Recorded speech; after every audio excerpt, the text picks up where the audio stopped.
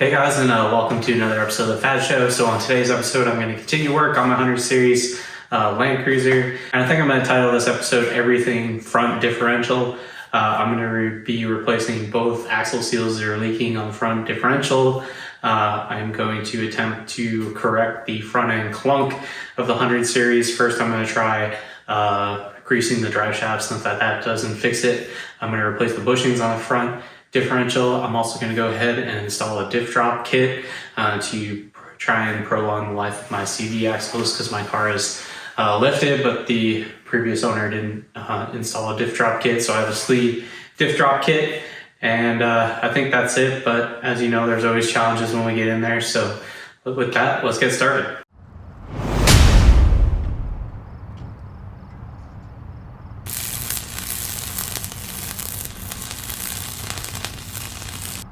So the first thing I'm going to do to try and correct my clunk is to grease my drive shafts. For some people this is successful. It does involve lifting the car and placing it in neutral. I'm going to go ahead and put it in neutral. And I'm also going to go ahead and put transfer case in neutral as well. So now I should be able to rotate the drive shaft. Alright, so here you can see I think this is called like the sliding spline here, and then you have your U-joint in here.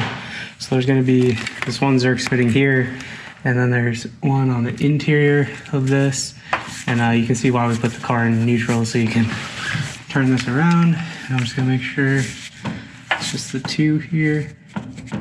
Yeah, you can feel the play in this, so hopefully greasing it will help that. But I'm going to clean off these Zerk's fittings with brake clean so that I don't put all this junk in there. So there's a lot of contention online of how to grease the sliding yoke.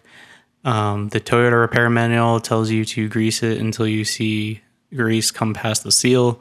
A lot of people online say that this can hydrolock it and damage it, and you should only grease it until you see the shaft move. There's people on both sides of the camp. It really seems like you should grease it until it comes out past the seal in order to fix the clunk. For me, mine was so dry, I put so much in, it was kind of scaring me. So I just ended up doing it until the shaft moves. I might come back and add more later. Clearly mine had not been greased for a long time. And as far as greasing the U-joint, which I'm doing first, you're just greasing that until you just see it start to, again, come past the seals. Okay, starting to come out. I'm just gonna go a few pumps past where it comes out just to give it fresh fluid.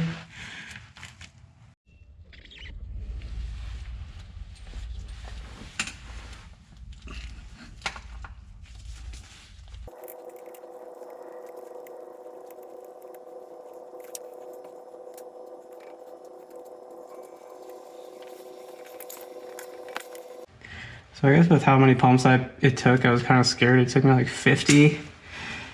And I definitely saw the distinctive shaft movement when I got about 45 pumps in. And then I did a few after, I don't know. Now I'm kind of like agreeing with some of the people on the forums. It seems like that seal is pretty tight on there, so I don't really want to jam it too much. So I think I'm just gonna keep an eye on it, and every time I change the oil, obviously I'll do this again. Feels like it, I mean, there's still some play in this U-joint, but it feels a little bit better. All right, now to test if the lubricating the drive shaft worked for the clunk. I'll go ahead and put it in reverse.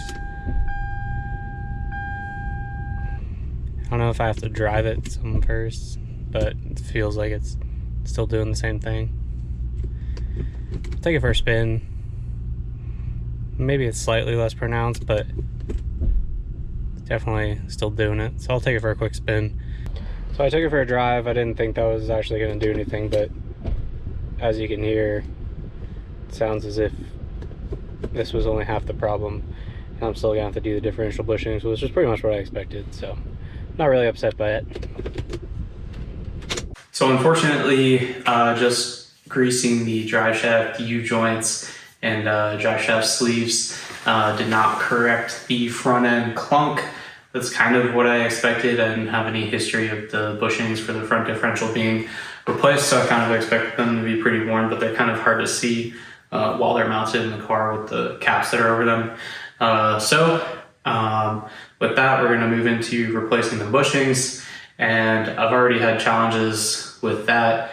Obviously, to replace the axle seals, I needed to drain the differential fluid from the car, and I knew that the fill plug was stripped. I had already seen it. I fought with it for about 4 hours trying to get it out with the differential in the car. Unfortunately, I wasn't able to get it out, but I think that's okay. I have a plan.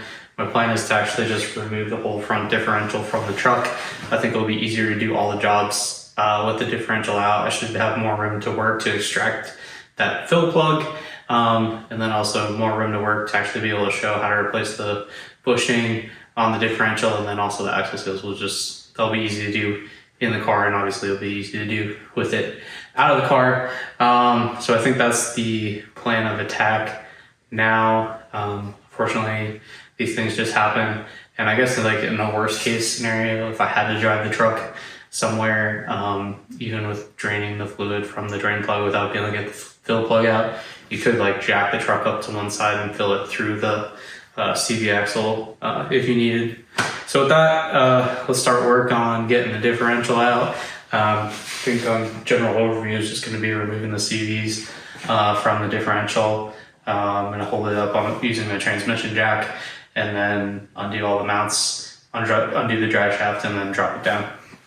So from the factory, the fill and drain plug on the 100 series Land Cruiser are either a 10mm Allen or a T55 Torx. The bottom one looks like it's a T55 Torx or has been replaced with one. This top one, you can see how stripped it is, maybe in the mirror. And I can't even tell what it is. Nothing seems to really go in there. So, yeah. This is one of the times where someone that worked on this before you really set the next guy up for failure. There's something very wrong feeling about trying to remove the drain plug before getting the fill plug out, but obviously I want to drain the fluid before removing the differential. This plug is also very difficult to get out. Should not have to use a cheater bar on a drain plug. And now this one's stripped too. Good thing I got a new fill drain plug.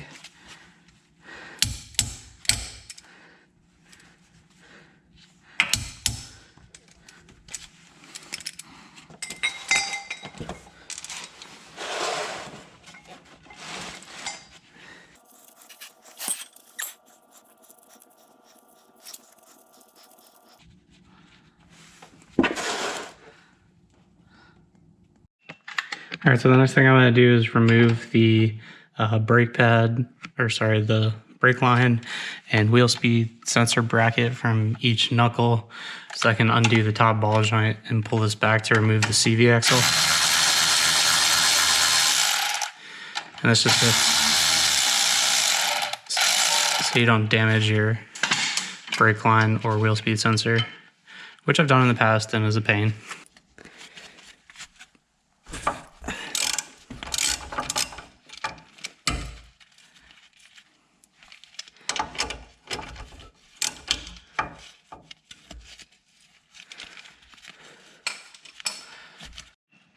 All right, so with the nut back on to protect the threads, I'm going to give it a tap to try and get the ball joint out. That was actually pretty easy.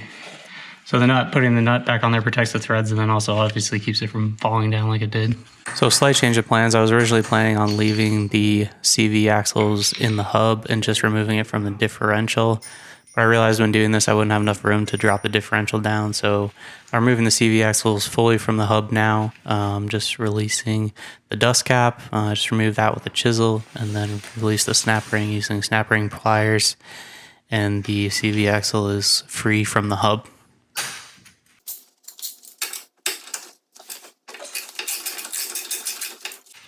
This ball joint taper acts a lot more normal and doesn't want to come out, so I'll end up using my ball joint spreader in order to remove it.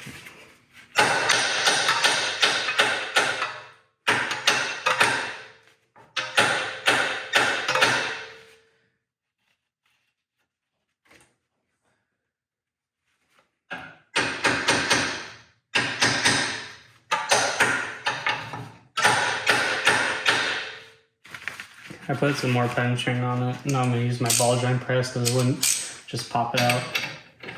Although this doesn't have a super good grip on it, so hopefully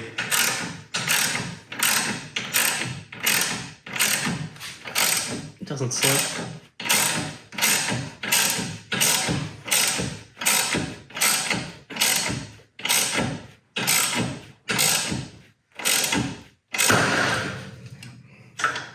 Yahtzee. These things are worth their weight in gold. I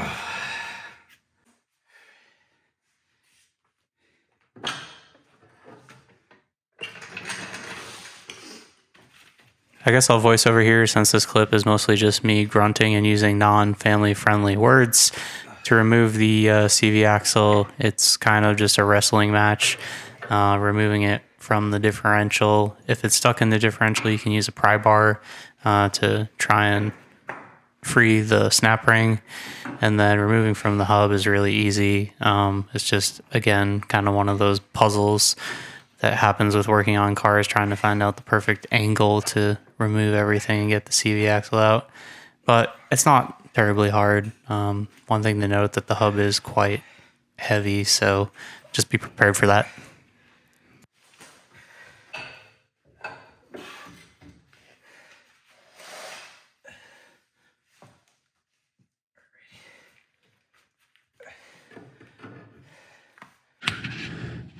All right, so the next thing I'm going to do is remove the drive shaft from the differential. I guess one thing I didn't think about is the fact that I'm going to have to turn this to get to some of the fasteners on here. So I should have jacked the rear wheels up. I didn't. So I guess I'll put the mechanical parking brake on, chalk the rear wheels, put the transfer case in neutral, and then hopefully I can turn this without the car moving. But I am going to mark these. So I put them back the same way. I don't think it really matters for these, but I'll just go ahead and put marks on. Put marks on them. So they go back the same way.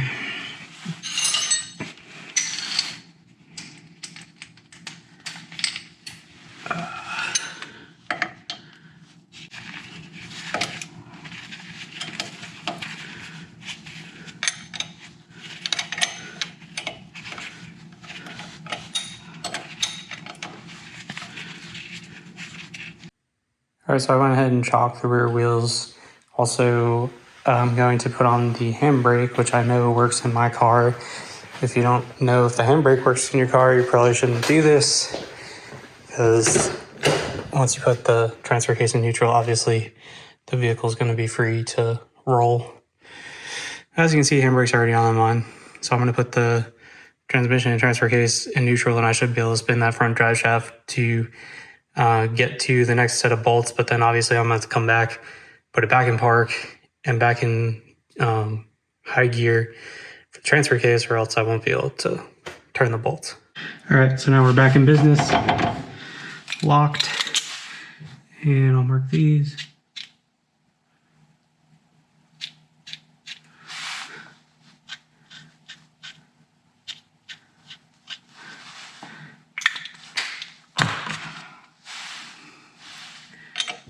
I guess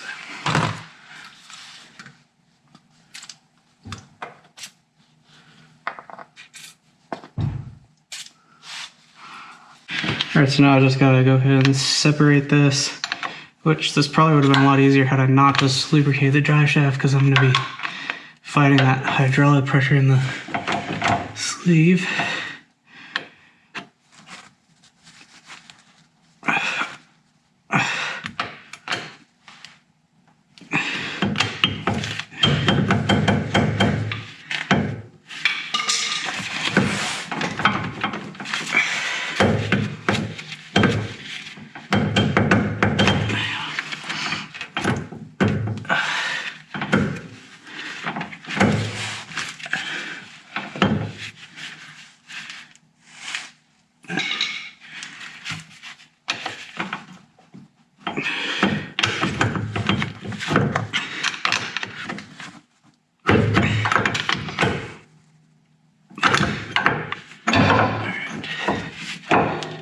There we go. And the sway bar works as a perfect holder for that. All right, so I'll try and show you the order that I've been removing things. To get the diff out, the first bolt I removed was this one here on this mount, which was a 19 millimeter, and that was like torqued to some ungodly amount of foot-pounds. So that was the most difficult. It probably took me, I don't know, maybe 45 minutes just to get this one bolt out. These came out in 2 seconds, 17 millimeters. There's 2 on this side, 2 on the other end. So now the last 2 bolts that should be holding it in are here, and then the one mount on the back side, which I believe these are 19 as well. So I'm gonna loosen those up and then lower everything down together. I should be able to get this cross member out now. It's just held in by this bushing. Removing the differential was not the most graceful thing that I've ever done. I would definitely probably recommend having 2 people if possible. It's not balanced well at all, so it was wanting to slide off the transmission jack and ended up needing 3 separate jacks to balance it on the way down, and it still probably turned more than I would have liked, but nevertheless is out of the vehicle.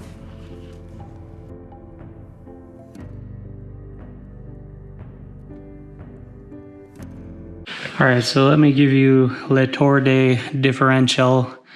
So looks like the axle seals are brand new, so not really sure why those are leaking. I guess I'll go ahead and replace them because I have new ones, and I don't know. That's interesting. One thing I did find out is this already has a polyurethane bushing in here, which is extremely stout, so I don't need to replace that. This arm is loose, so that's why that's wiggling. These bushings, though, are definitely, like, I should not be able to move that with my finger. So these are shot. Same with the rear one. Not quite as bad as the front. So that's good, because that's 100% definitely my clunk, I think. And now, obviously, I have way more room to work with trying to extract this stripped drain plug. So I think I'll do this first because that's probably going to be the most challenging, and then I'll replace these bushings. I'm pretty happy that I don't have to do that one because that one I was like a little bit more concerned about using my ball joint press to be able to press out and in. So that one I'm just going to leave the polyurethane and not touch it, even though I do have a new bushing for it. Guess with that, let's get to work. All right, so the first plan of attack to get this fill plug out is I'm just going to heat the fill plug and get it as hot as I can, and then just let it cool naturally to ambient temperature. And my thought process here is letting it expand and then contract and hopefully break the like whatever bond is in there, keeping it from coming out. So I'm just going to heat this, get it as hot as I can, and then just let it cool naturally back down to ambient temperature. So let this cool probably enough. I'll just have this 30 seconds like bolt extractor. So I'm going to hammer this in there, and then I'm going to heat the exterior now and yeah, try and get it off.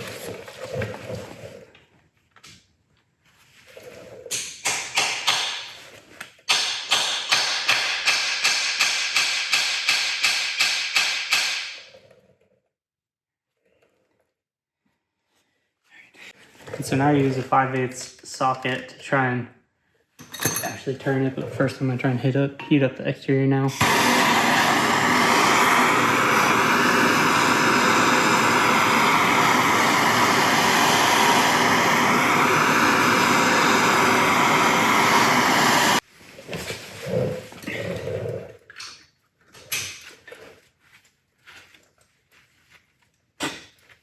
I cannot believe how easy that was.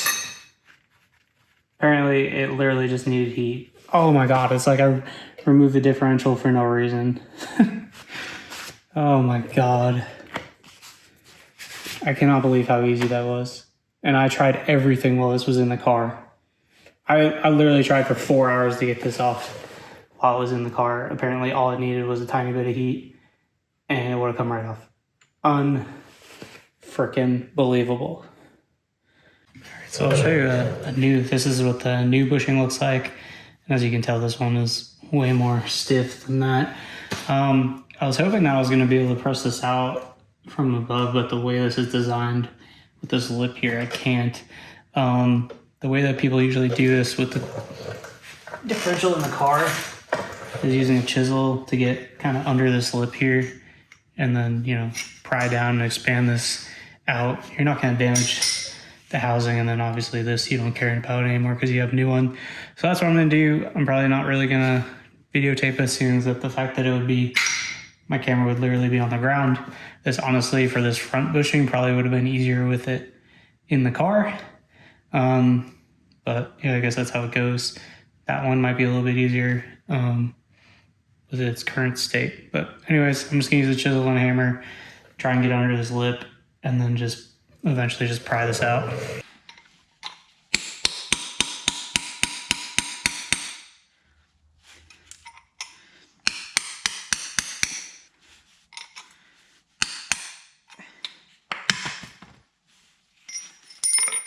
So here's my setup for pressing in the new bushing. This was very difficult. Obviously this is not ideal. I used the seal pusher to just evenly disperse the force on the rubber. Ideally you should go on the collar, but the size I had was just like ever so slightly too big, so it kept slipping off.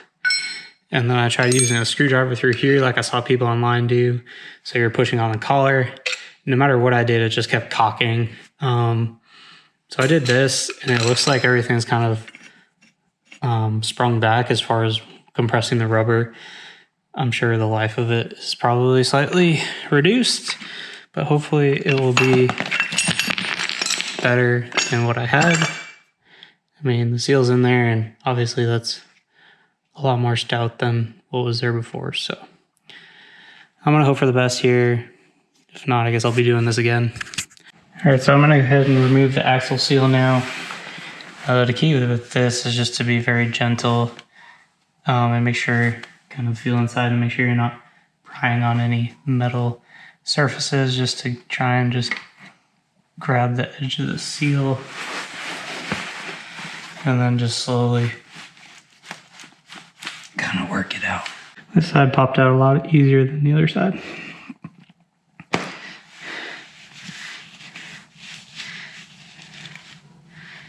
Yeah, I don't think this is me, but someone has been in here before and scratched this, which, like I said, that can lead to a leak. So I have in the past used a little bit of RTV on these scratches to keep them from leaking. So I'm just going to use a Brillo pad and emery cloth just to clean up the sealing surface. All right, so I'm going to put the tiniest bit of gray RTV here. All right, then I'm gonna rinse off my fingers. Usually I would lubricate the whole seal going in, but obviously I can't do the bottom half, just the top half.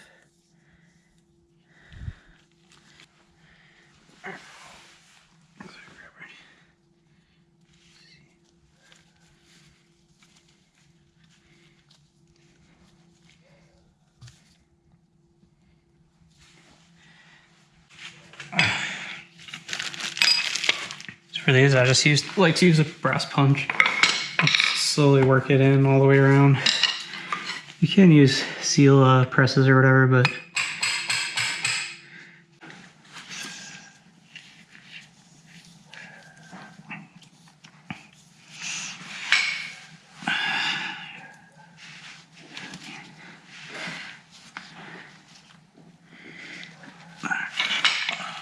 So of course the side that I don't film goes completely smoothly, and then the side that I do decide to film has its issues. Like I said, I have used this trick of the RTV to keep a scratch on the casing from leaking. In this case, the Toyota clearances were so tight I wasn't able to get the seal in with that RTV there. So I had to completely clean it out and then just lubricate the seal with gear oil in order to get it in. Luckily, I'm about 3 days past seal replacement and there's no leaks whatsoever. So very happy about that. So now that all the work I wanted is done on the differential, it's time to put it back in the truck. I hate to say it, but installation is just the reverse of removal. One side note being that I am installing this lead diff drop kit while installing the differential. It's pretty straightforward and the instructions included are pretty good. So the last step in this project is to install my new drain and fill plug. I'm not sure why, but there was something oddly satisfying about installing new plugs after the degraded state of the old ones. I also obviously filled the differential with fresh fluid. I went with my normal liquid moly 7590 gear oil.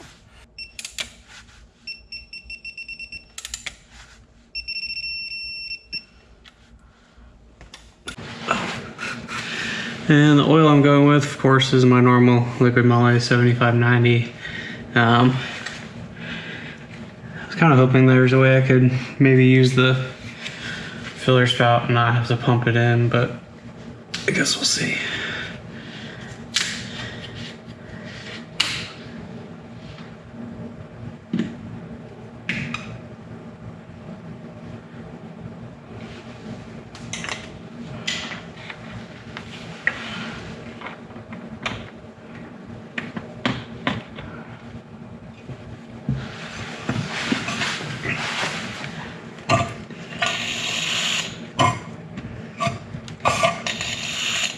So it's been about 3 days since I finished doing all the work on my front differential on the 100 series Land Cruiser, and I have good news and bad news to report.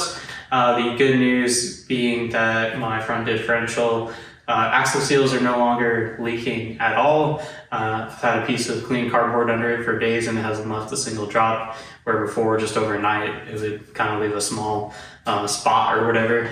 Also, the clunk in the front end when going from park to drive and drive to park is completely gone. There was definitely a clunk in that instance before. Unfortunately, I have to report that from going to drive to reverse or park to reverse, basically whenever the drivetrain is changing directions, I'm still getting a clunk from somewhere.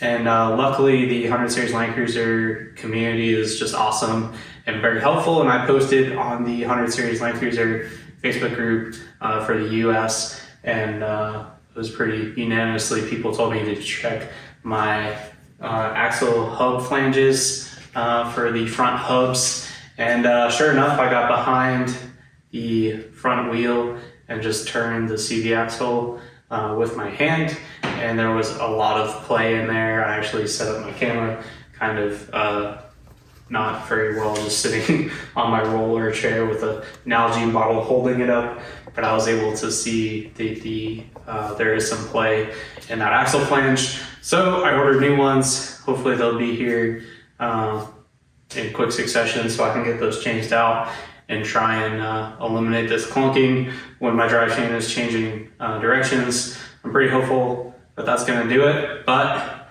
I think that's gonna be on next episode.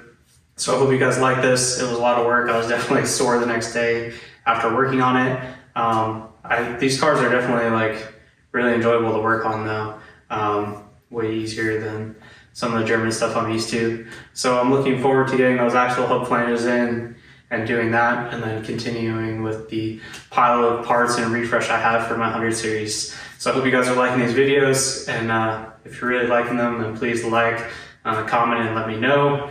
And subscribe so you can get the next video when it comes out. Thank you guys. Bye.